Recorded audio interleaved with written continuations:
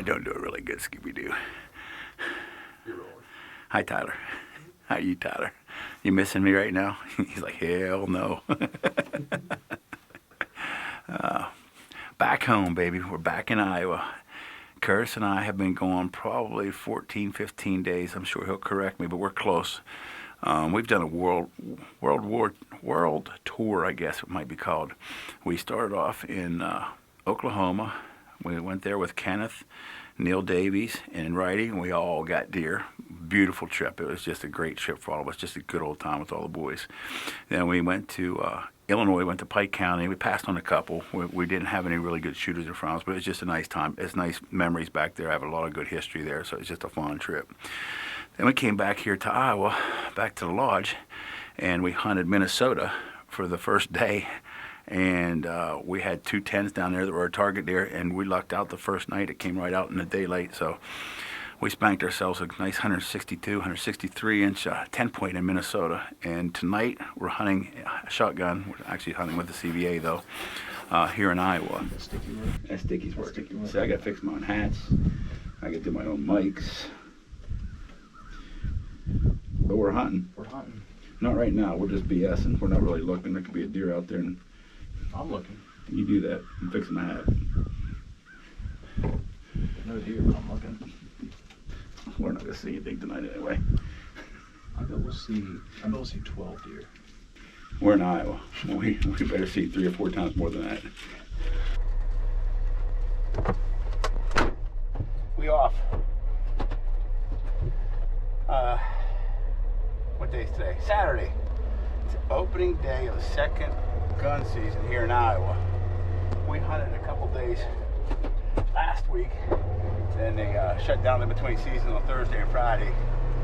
And we saw one of our big bucks. It just didn't get close enough to us. So we'll go back to the same food plot that we were on. But what we did, because we couldn't get close enough to it, we went in and put in a new grizzly in between the 2 food plots. And that's the blood we're going to hunt tonight. It puts us closer to where he came out and gives us an option for each food plot. So it's about 2 o'clock, maybe 10 after 2. We had snow last night. Temperatures dropped, but a lot of snow melted, especially on the north slopes, south slopes, I mean. So we'll see what happens tonight. Hopefully there's some snow on that hillside, which there should be, because it is a north-facing slope. It'll help us see the deer a little bit earlier. Won't be able to tell what they are, but we'll see their movement, which way they're coming from. It'll help us gauge over the next couple of days where we're going to hunt and how we're going to hunt. So, why do I always have to do the work in this relationship? These camera guys got it made. Cleaning windows. I didn't know this was in my job description. You keep laughing back there. You think it's funny. I got all this stuff to get ready so that when the deer walks out, we can actually film it. Oh my goodness. He's just got to set up a gun. I said, man, he's like, yeah, that's going to be a good deer, Mark. That one on the left.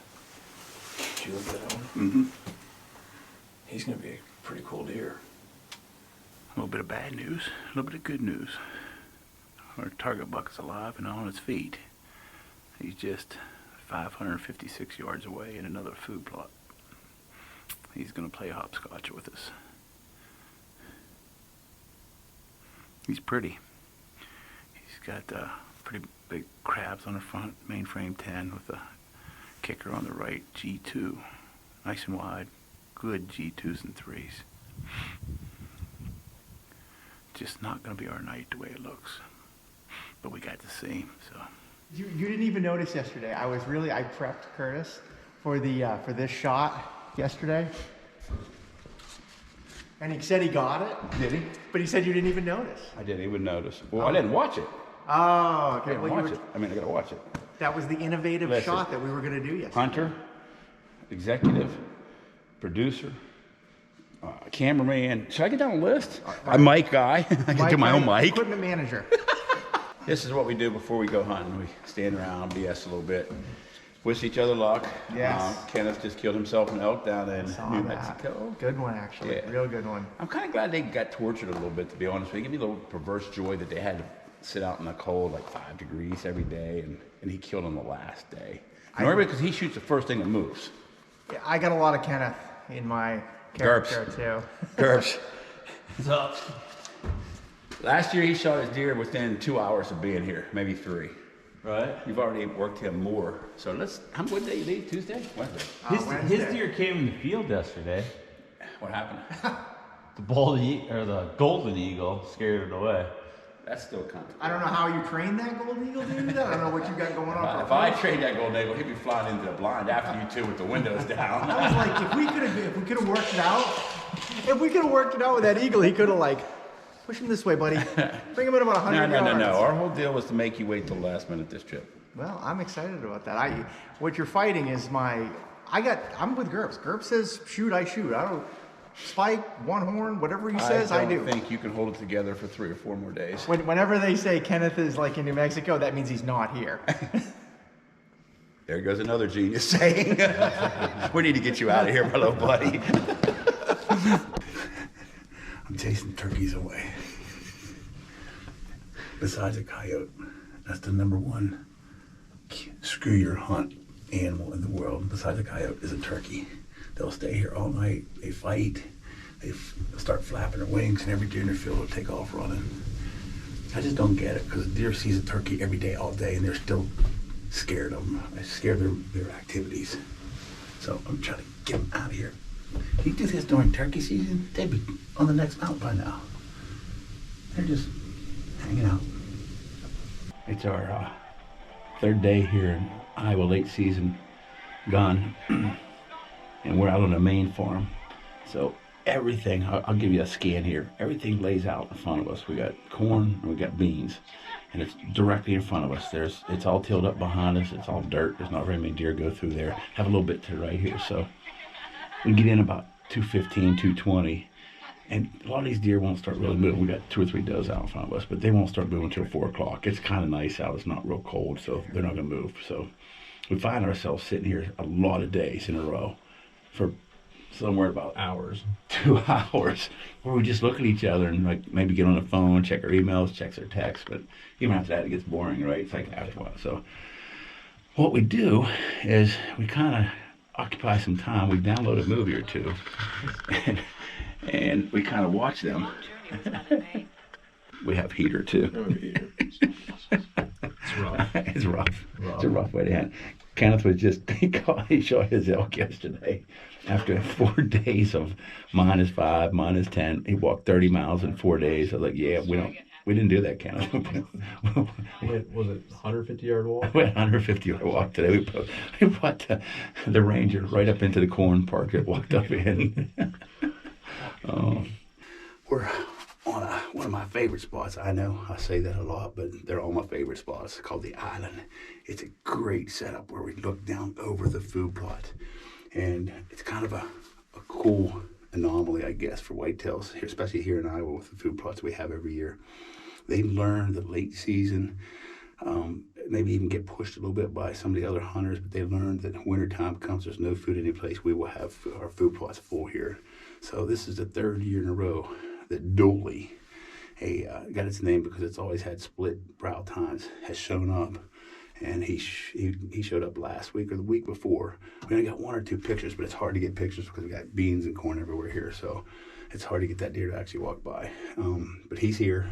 He's been here at least twice that we know of in the last week. Now this is sometimes good, sometimes bad. It's just 3 o'clock, and we already have 10 deer in front of us. A lot of times when that happens, that's all we see. We usually get a group in, and then boom, it's just dead for the rest of the night. I think our buck just stuck in here on us, literally. Yeah, that's him. Okay, let me know. I have to scoot over a little bit.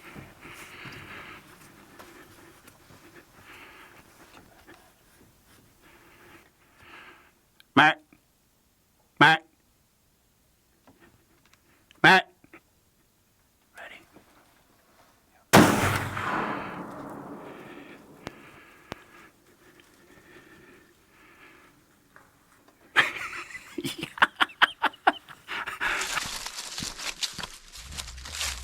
Boom.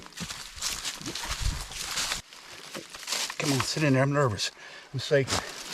Are you ready, Curtis? I'm ready. Are you ready, my friend?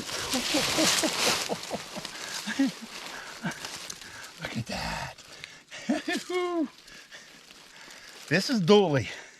This is a freebie deer for us here. We have deer that come in here that actually don't live on us.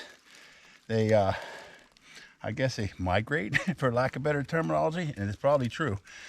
Late season for us, if we're not after a special deer, one of those really big ones that come around every couple years, we look for these deer that don't live on us.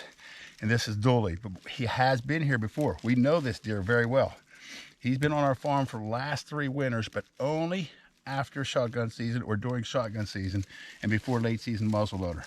He comes in, he'll shed on us, and then we don't see him again until the next year. So this is a deer that does not live on us. It's a bonus for us, and it's a beauty.